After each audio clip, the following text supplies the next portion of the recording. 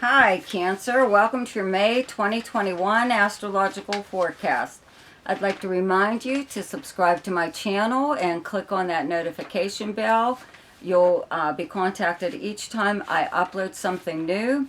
Check out my Ask Me a Question in the section below there in the description section. There's also a link there to my website if you would like to have your personal chart done, and check out my weekly forecast.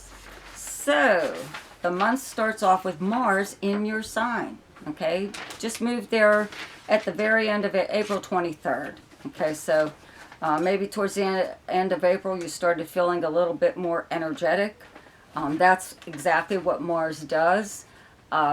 It's when you should take the time to change things the way you want them to be. That's what Mars does. It's the ego planet. It makes you suddenly aware of your own self-worth, how a lot of things would not have occurred in other people's lives if it wasn't for you. So you want credit for a lot of things.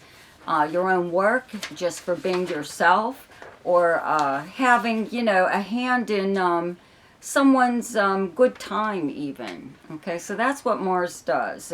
I always say, it helps you to remind people just what their life would be like without you in it. Because every so often you kind of have to do that with people. They just really expect you to always say yes to some kind of favor they want, or they just expect you to always be there for them. Okay, forget about you, right? So that's what Mars does, though. It makes you go after things that are personally important to you. So that's what you should be doing right now. The sun and all these other planets, Venus and Mercury and all that, whatever, they'll be moving into your sign soon enough, right? July, okay? So you're beginning now, though, with that Mars in your first house. Well, it's directly across from Pluto in Capricorn, okay? Where you have Capricorn in your chart is your 7th house of close relationships. Okay, business, romantic, or just friends. Okay, now Pluto went retrograde at the very end of April. So it's like reviewing your close relationships. Having Mars here right now makes you really aggressive in anything, but especially in your relationships right now. It's an ongoing thing anyways. It's a back and forth where you are dealing with someone who is very overbearing. Okay, they're always trying to keep you under their thumb or in check. When you had other planets here, you had Saturn and Jupiter here at one time. All these 3 planets crowded in this house, and it was like a never-ending, drama or something. So now these other 2 planets have moved.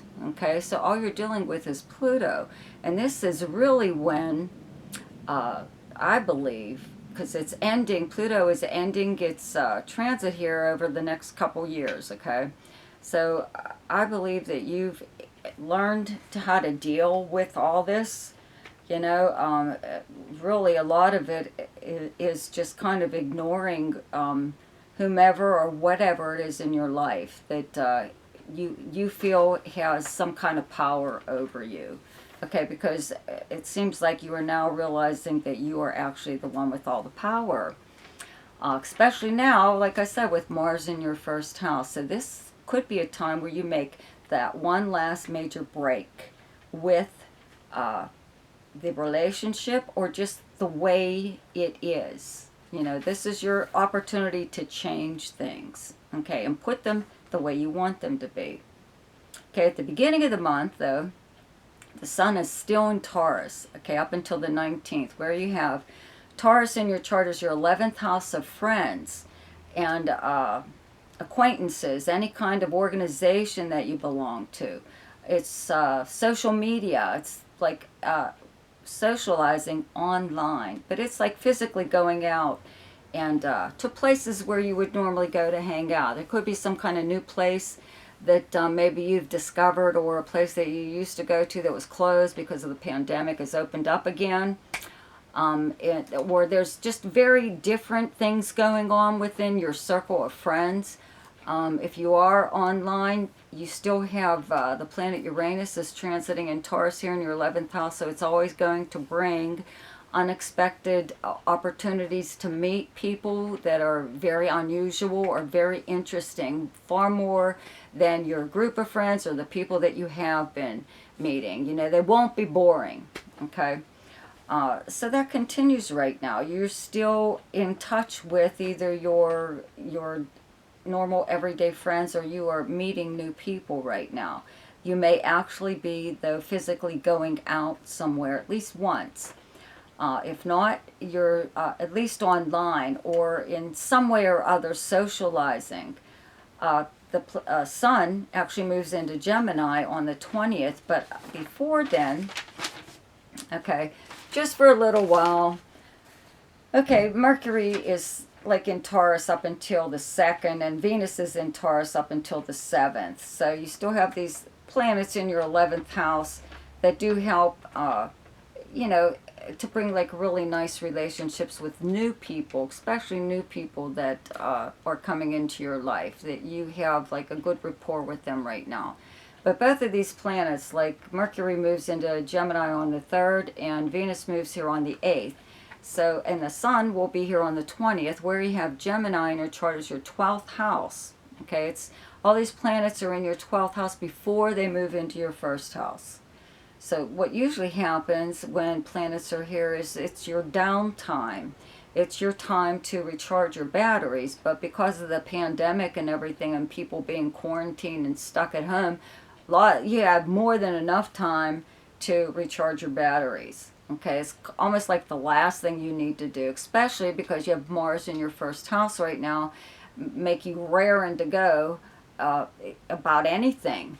So you could actually be very, very busy right now behind the scenes. That's what the 12th house is. It's the house of secrets, confidences, actions taken by you and someone else or someone else, making plans, learning something, creating something behind the scenes that you will more than likely burst onto the public, you know, when the sun enters your 1st house.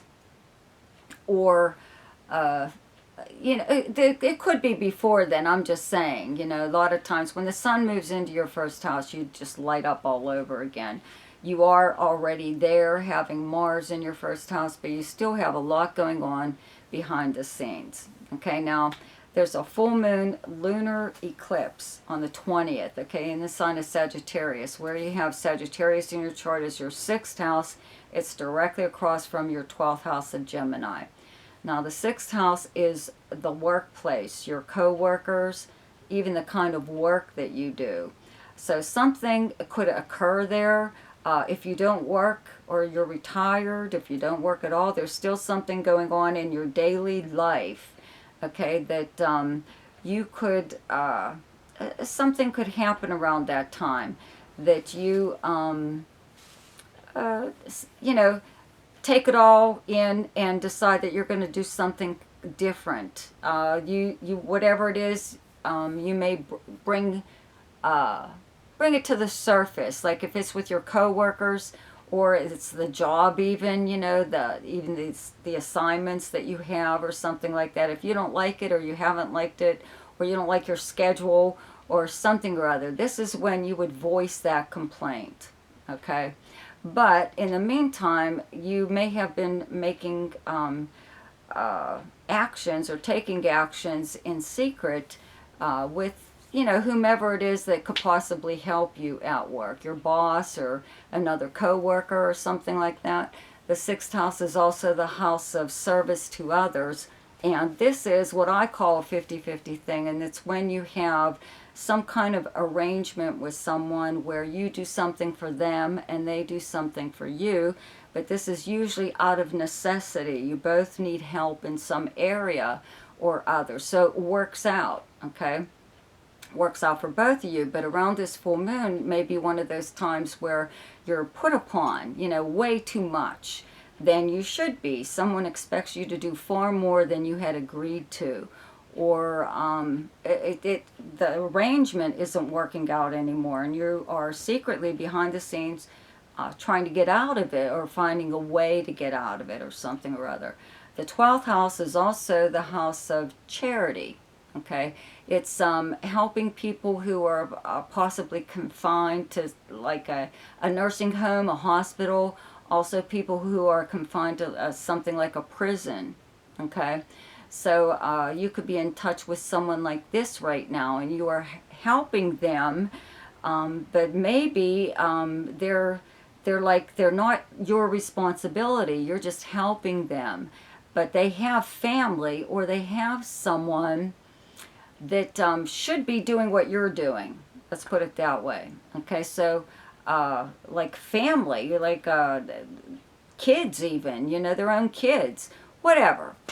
So it depends on the person, but this could be something like that, where they're expecting you to do or take on responsibility for them, and that's really not your place. Okay, that responsibility belongs to someone else, right? So that's just something to keep in mind, okay? So anyways, there's a new moon on the 11th, okay, in the sign of Taurus, in your 11th house. Here of your friends again. I don't think it doesn't start off with one of these new friends, or even a current friend. It could, though. Something could occur with them around that new moon. A new person comes into your group of friends, or if you're socializing online, you meet someone new. At that time, you could be like attracted to them, and vice versa. It's like mutual.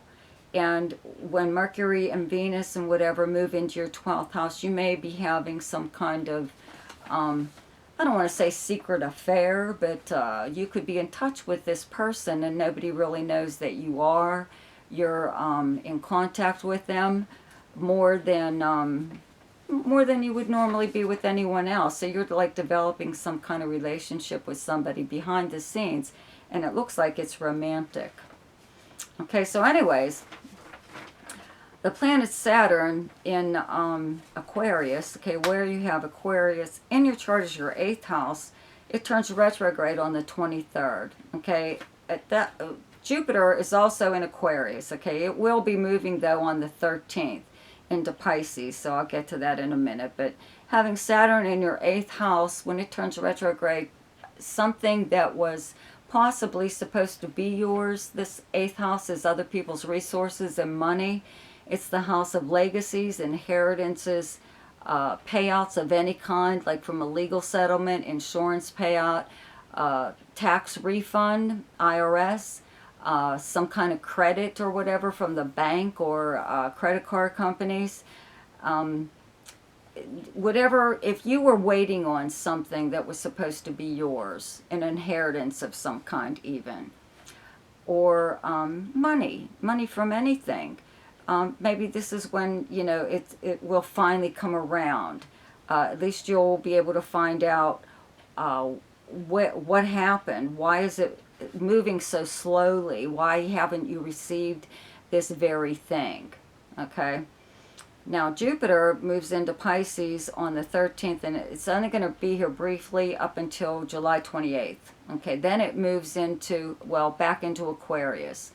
Okay, and that continues on till the end of the year. At the very end of December, Jupiter finally moves into Pisces for real. Okay, so it's just this very brief period, but, Pisces is a fellow water sign and will be creating a very nice trine to your sun, rising sign, or whatever planets you have in Cancer.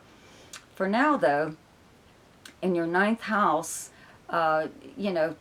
it's going to be in very low degrees, but it could bring about some things like the opportunity for sudden travel, usually like long distance, okay, or even to another country. The planet Neptune is also in Pisces, so both of these planets will be here together in the house of spirituality and religion. Okay, so these two planets together just scream that very thing. Okay, so your philosophy on life and your religious beliefs, your spirituality is going to take on a new meaning, kind of. It may be a little bit more prominent in your life. When you start to blend it with your everyday life, you that's the way you lead your life. If you haven't been already, then that's exactly what will begin to happen while this stuff is here. You may, though, become a guru of some kind. Okay, this is also the house of higher learning and many, many other things. You could be some kind of spiritual teacher or whatever. But it looks like whatever you are saying or possibly writing even could be something that other people would really want to read and may be very helpful to them. Okay, the best time to do something each month is when the moon is in your own sign and the moon is in Cancer on the 15th, 16th, and 17th. The best time to lay low is when the moon is in your opposite sign, and your opposite sign is Capricorn. And those dates are the 1st, 2nd, 28th, and 29th. The best time for romance, recreation, creativity, fun, any kind of gambling or speculation, and anything to do with children is the 9th, 10th, 11th, 12th, 24th, and 25th. The best time for money is the 2nd, 3rd, 4th, 17th, 18th, 19th, 30th, and 31st. The best time for your career is the 7th, 8th, and 9th. And the best time for communication and travel is the 5th, 6th, 7th, 19th, 20th, and 21st. So I hope you enjoyed your astrological forecast for May. Be sure to subscribe to my channel and check out my weekly forecast. I'll see you next week. Goodbye.